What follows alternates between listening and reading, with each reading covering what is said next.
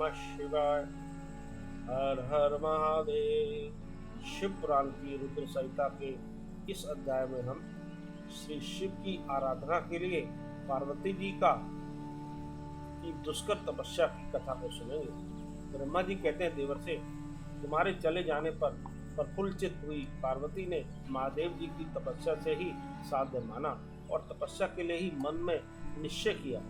तब उन्होंने अपनी सती जया और विजया के द्वारा पिता हिमाचल और माता मैना से आज्ञा मांगी। पिता ने स्वीकार कर लिया, परंतु माता मैना ने स्नेहवश अनेक प्रकार से समझाया और घर से दूर वन में जाकर तप करने से पुत्री को रोका।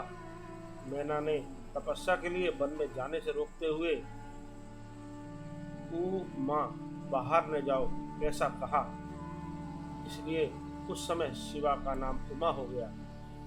मुने शैलराज की प्यारी पत्नी मैना ने रोकने से शिवा को दुखी हुई जान अपना विचार बदल दिया और पार्वती को तपस्या के लिए जाने की आज्ञा दे दी। मुनि श्रेष्ठ माता की यह आज्ञा पाकर उत्तम व्रत का पालन करने वाली पार्वती ने भगवान शंकर का स्मरण करके अपने मन में बड़े सुख का अनुभव किया। माता पिता को प्रसन्नता पूर्वक प्रणाम करके शिव के स्मरण पूर्वक दोनों सखियों के साथ ये तपस्या करने के लिए चली गई। अनेक प्रकार के प्रिय वस्त्रों का परित्याग करके पार्वती ने तटीय प्रदेश में सुंदर मुझकी मेखला बांध शीघ्र ही बलकल धारण कर लिए। हार का परिहार करके उत्तम मृग चर्म को हृदय से लगाया। तत्पश्चात तपस्या के लिए गंगोत्री तीर्थ और चली गई, जहाँ ध्यान लगाते हुए भगवान शंकर ने कामदेव को दग्ध किया था। हिमालय का वह शिखर गंगावतरण के नाम से प्रसिद्ध है। वही परम उत्तम श्रृंगी तीर्थ में पार्वती ने तपस्या प्रारंभ की। गौरी के तप करने से ही उसका गौरी शिखर नाम हो गया। मुने शिवा ने अपने तप की परीक्षा के लिए वहाँ बहुत से सुंदर एवं पवित्र वृक्ष लगाए जो फल देने वाले थे।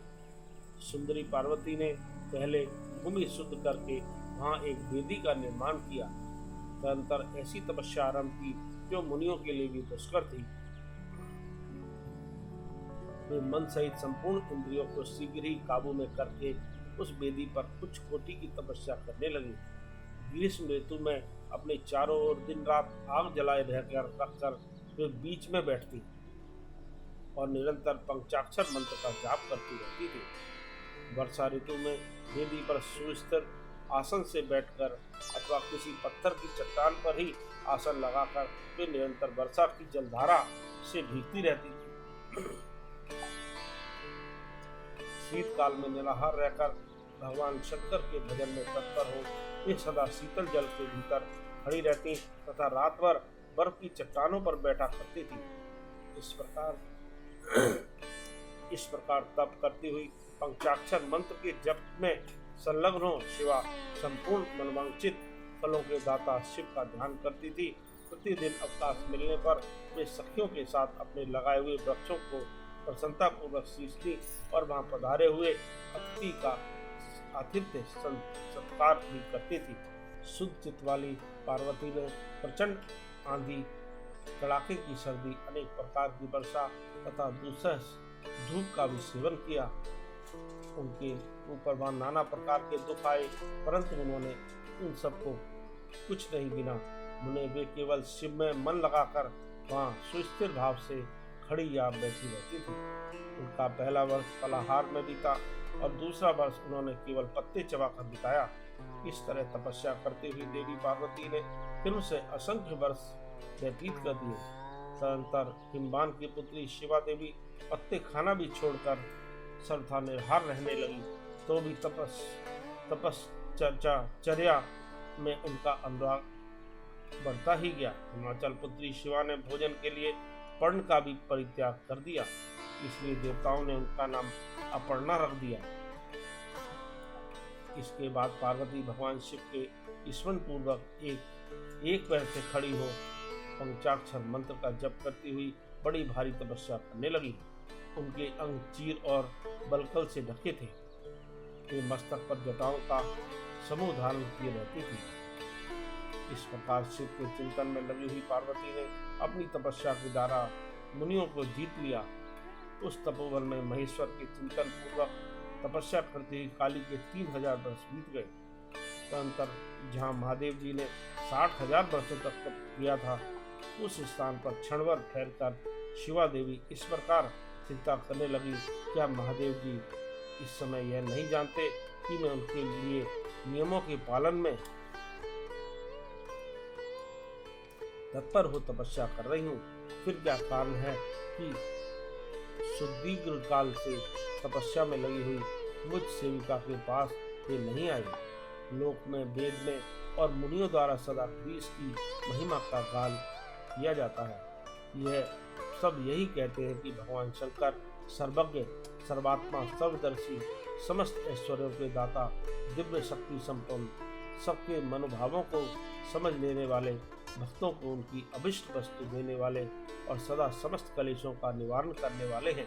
यदि मैं समस्त कामनाओं का परित्याग करके भगवान ऋषभध्वज में अनुरक्त हुई तो वे कल्याणकारी भगवान शिव यहाँ मुझ पर प्रसन्न हों।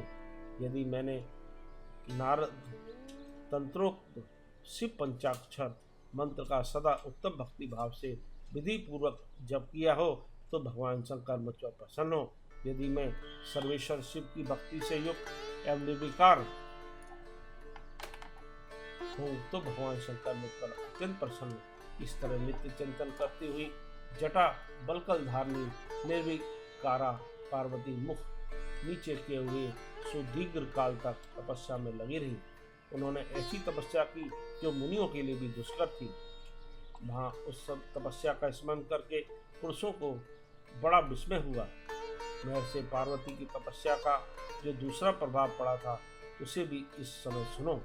जगदम्बा पार्वती का वह महान तप परम आश्चर्यजनक था, जो स्वभावतः एक दूसरे के विरोधी थे। ऐसे प्राणी भी उस आश्रम के पास जाकर उनकी तपस्या के प्रभाव से विरोध रहित हो जाते थे। सिंह और गौ आदि सदा रागादि दोषों से संयुक्त रहने वाले पशु भी पार्वती के तप की महिमा से वहाँ परस्पर बाधा नहीं पहुँचाते थे। मुनि श्रेष्ठ, इनके अतिरिक्त जो स्वभावतः एक दूसरे के बैरी हैं, वे चूहे बिल्ली आदि दूसरे जीव भी उस आश्रम पर कभी रोष आदि विकारों से युक्त नहीं होते थे। वहाँ के सभी वृक्षों में सदा फल लगे रहते थे। भांति भांति के तरण और विभिन्न और विचित्र पुष्प उस वन की शोभा बढ़ाते थे।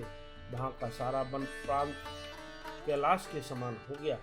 पार्वती के तप की सिद्धि का साकार रूप बन गया। इस प्रकार रुद्र संहिता का यह अध्याय समाप्त हुआ। ओम नमः शिवाय। हर हर महादेव।